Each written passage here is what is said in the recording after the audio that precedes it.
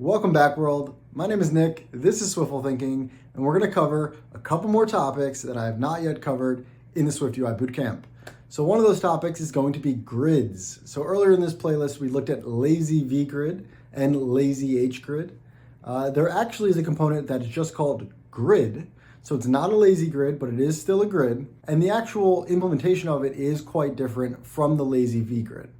So the lazy vgrid is still relevant. That supports iOS 14. That is almost all of our SwiftUI applications. The grid is a new component that came out on iOS 16 that I just didn't even know about until very recently. But since I've learned about it, I've used it a couple times already, and it looks really nice. I really like the way that Apple changed this API to make it really easy to use, and we can add a bunch of different layouts in this grid. So in this video, we're going to look at what the grid component is, how we can implement it, and we're going to play around with a bunch of those implementations. The lazy vgrid is still relevant, but the grid is also relevant, so just another thing that we're going to add to our toolbox.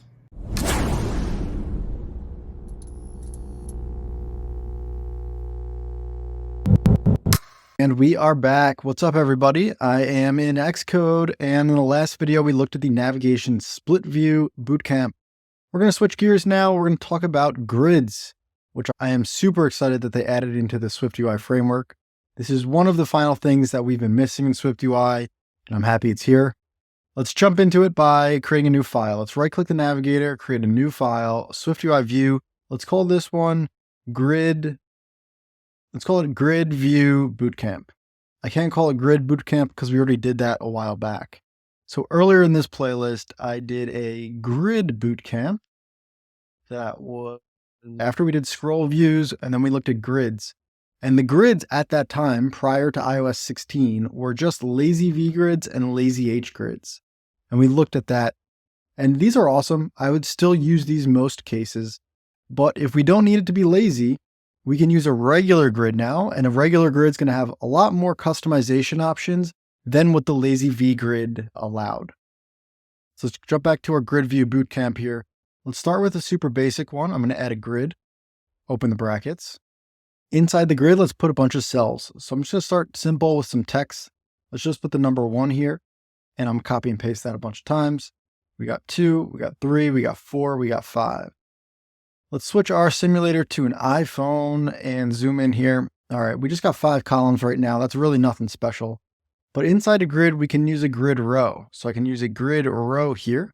And grid row also has content. So if I cut maybe 3 of these and put it in a grid row, we can see that it's now going to format them into being in a row. I can make multiple grid rows. So I can do 2 grid rows here. And we can see that the second grid row is going to have 2. The first grid row has 3.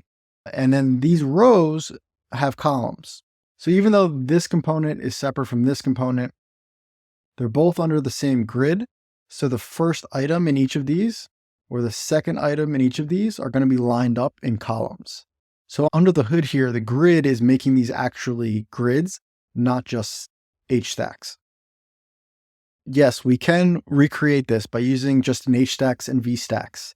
And that's generally how we did this prior to iOS 16. All right, let's go through a bunch of examples, and to do that, I don't want to keep writing these texts. So let's just create down here a private func. Let's call this our cell. We'll pass in an integer of type int. We'll return some view. And in here, I'm just going to put our text. Let's put in the actual integer in a string.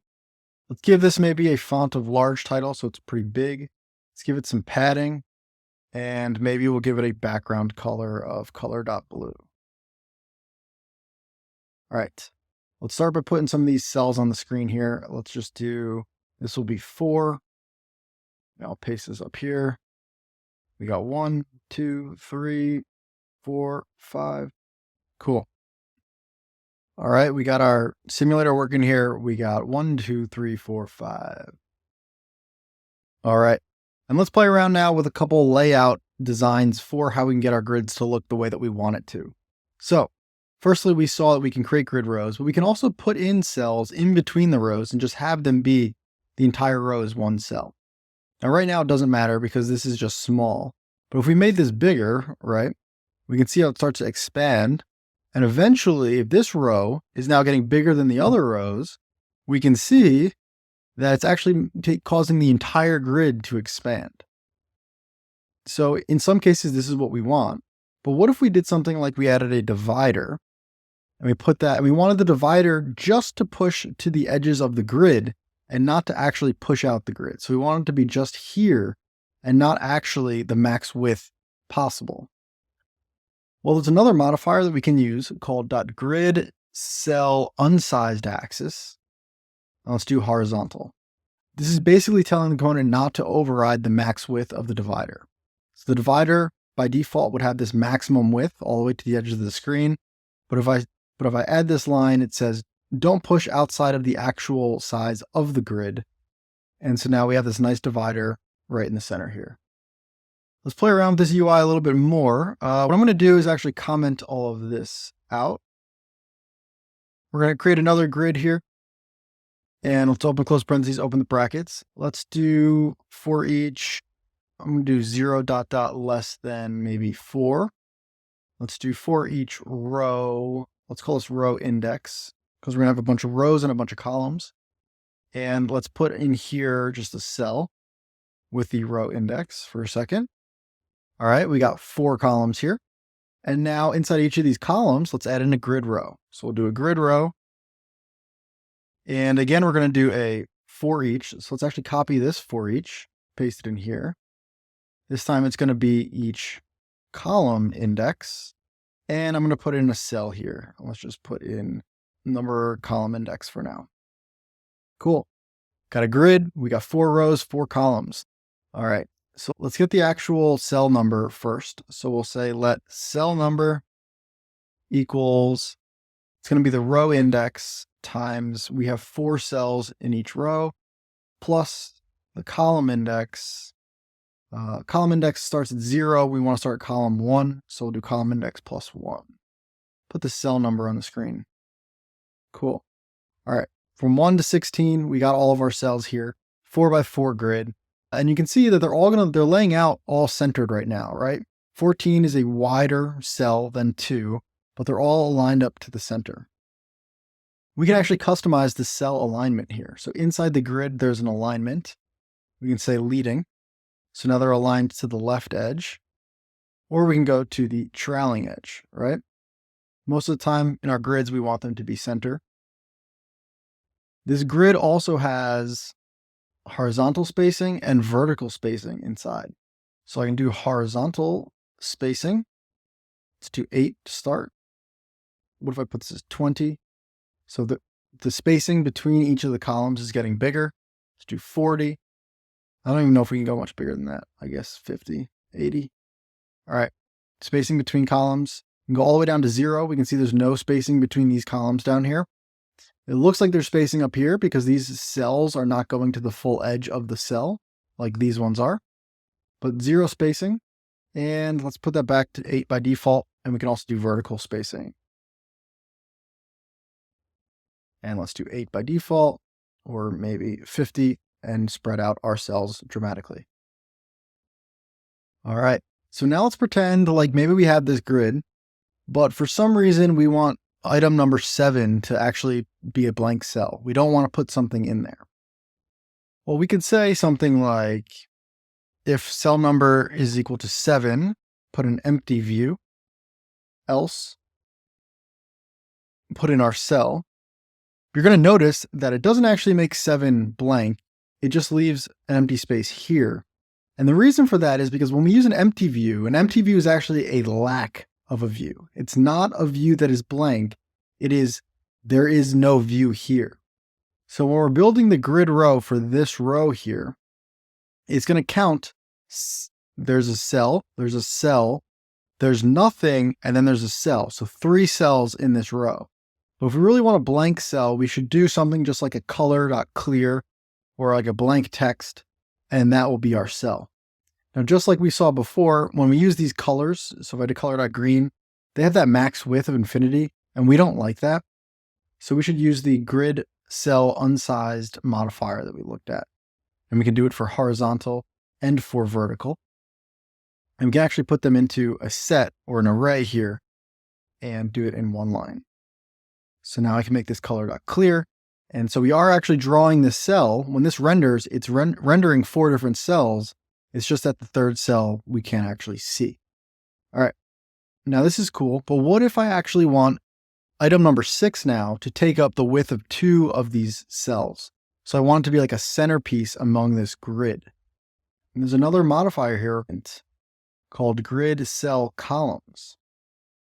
And this tells each cell or each view how many columns it's allowed to take up.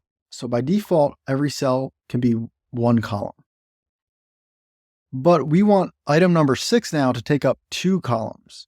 So we're going to say here a little ternary operator. We'll say if cell number is equal to 6, 2, otherwise 1.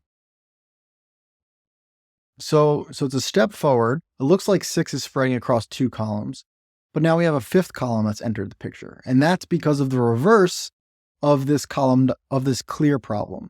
So if I make this dot green, again, we can see that it's actually one cell that's rendering 2 columns, 1 cell, 1 cell. So we really have 5 columns in effect.